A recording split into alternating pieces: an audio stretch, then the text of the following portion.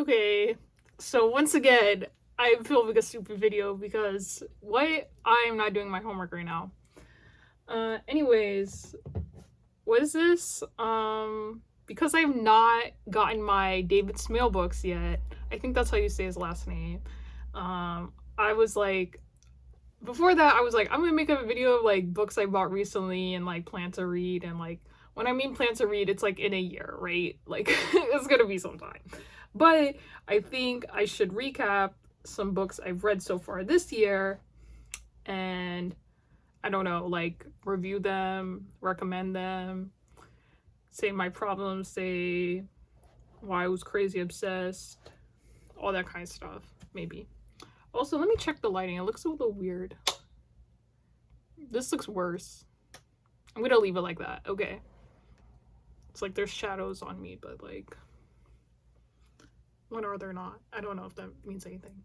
Anyways, so let's get started with the first thing on my file. The Silence of the Lambs. Okay, is Red Dragon better than this? It depends. It really depends. Like, I feel like when I was reading this, I felt this like path opening up, and I could like see there was like a dark end, like not dark as in like scary end, but it was like a blurred end. But I felt like this path opening up, and I was like, damn, I really love suspense books now because like I love that feeling. Anyways, like if you watch the movie, it's literally the same plot except what's his name? Buffalo Bill. You learn more about him, and also the book is way more like, wow, this could be really transphobic and it could have major backlash against trans women, but we're still gonna go with this plot. And like Thomas Harris literally wrote characters who are doctors in this book that are like, this will cause repercussions for trans women. And then he literally wrote that and then kept it in the book anyways, which is like insane. So yeah, there's some like major problems with this book, but also crazy suspenseful, like Hannibal at one of his best moments, like Clarice, like I love her, like iconic. Anyways, also this copy I found with someone's like photographs from when they visited Seattle in like the 90s or something, like 92, which is crazy. Tell me if I had some like majorly popular account online, I would post it and be like, who is this person? Like, oh my god, like, do you want your photos and your copy of your book back or something? But I'm not doing that because how many followers do I have on Tumblr? Like, none. Okay, the second book is Milk Fed, and I love this very, you know, like areolic. How would I say this? Like phallic is a word, right? And then there's like yonic, right? Then what is it when there's like titties? Like what is the word for that? You know, like, and it's like there's like an areola. You know, what's the word for that? I don't know, but I love this cover and I love just like the brightness of it. I found these at the same place. I think different days. Yeah. And I was like, I saw this and I saw it online and I was like, I don't know if I'm gonna like it. And then I read it and I was obsessed. It's like super fast paced and like huge trigger warning for like eating disorders and stuff like that. If you read it, but like it's worth it. Even if that could be triggering, I think like it's like like that doesn't sound good to be like it's worth it to read something triggering, but like it's pretty like momentous and crazy, and it's very like full of desire and like being like it's full of sexuality sounds so ridiculous, but it is. It's like full of like desire and like wanting and feeding and eating and like food and all that. Like I don't know how to explain the plot too well without like giving stuff away, but like it's really good. It's very like crazy lesbian, like ODPO women, like you know, I feel like people could reduce this to be like, oh my god, like mommy milkers or some shit like that, but like it's not like that at all. Like I feel like some people could misread it and say some shit like that, which would be really upsetting. It's very, she's like a straight woman too, and I'm just like, this is a very like well done like women who love women kind of story. Like not even women who are like crazy obsessed and want to like, you know, like just like that. I don't know how to explain it. I don't know. Anyways, next book, not a fiction book, H is for Hawk. This came out, when did this come out? 14. Wow, that was like so long ago. Wow, 2014 is 8 years ago. Oh my god. Wow, that's so long. What the fuck? Anyways, this was really good. I read this in the beginning of the year. Like, I read like a huge chunk of it in the beginning of the year. Then I stopped and I continued reading it. I don't think I read this version. I bought it anyways because I was like, this is so good. I really need to buy it. But it was one of the books that I read on my phone to get back into reading in the beginning of this year. And I really, really liked it. Like she, wait, this person's non-binary. I don't remember if the author uses she pronouns. My bad. Okay, the author.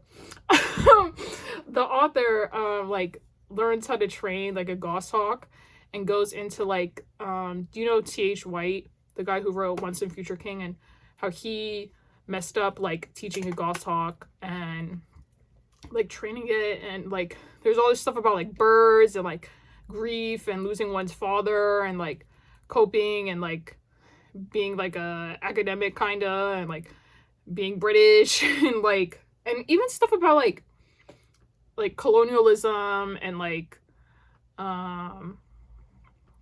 power and, you know, T.H. White's, like, repressed homosexuality and all this stuff. It's really, really good. Like, you know, I think I love memoirs, and I think, like, this was probably one of the most, like, readable ones that I've read in a while. Like, I think it's really good. A lot of people, like, really praised it.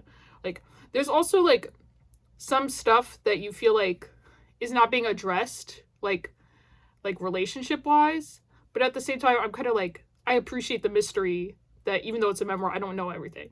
But at the same time, like, I kind of want to know more about this author. Like, they're non-binary, and that's, like, never mentioned. And I think it came out, like, last year or something, and I'm always like, oh my god, like, other non-binary person, like, that's so cool. Like, anyways, speaking of, this has nothing to do with non-binary people. I should have done this in a different order to, like, make it cohesive. Crazy lesbianic women. This was so good. Solo Dance. Like, painful. Like, you are, like, in pain reading this. I read this in, like, 3 days. It's, like, let me show you how it looks. Like, the pages, like, the words don't take up a lot of space on the pages either. So even though it's, like, less than 300 pages, like, it's really quick to read because of, like, the spacing too, I would say. But it's, like, Taiwanese lesbian in Japan, like, reckoning with, like, relationships and stuff that happened when she was a child, and, like, homophobic attacks and, like depression and, like, being gay and, like, an oppressive society and all that kind of stuff. It's so good. Like, this is what it, like, I feel like there's so many, like, oh, Sayaka Murata is, like, a big female voice in Japan, or all these other, like, female writers, like, Banana Yoshimoto or whatever, and it's like, yes, they're good. I haven't read their stuff, honestly. But let's be honest, like, this is the real, like, Japanese, because Japanese encompasses a number of people, voice that, like, we really need to be listening to and reading, and, like, crazy good. I think this is the only book so far that's been translated into English that she's written. And she's also a little bit like, oh, this is, like, my story too, a little bit and stuff. So it's a little, like, I guess this author is, you know, LGBT, part of the community or whatever. So, but it's, like, it's so, like, crazy good. If you haven't read Notes of a Crocodile, which is my favorite book, that's okay, but it, like, relates to this too. So it's kind of important to connect it into there. Then The Vegetarian. I think this was, like, the first book I read this year. Maybe.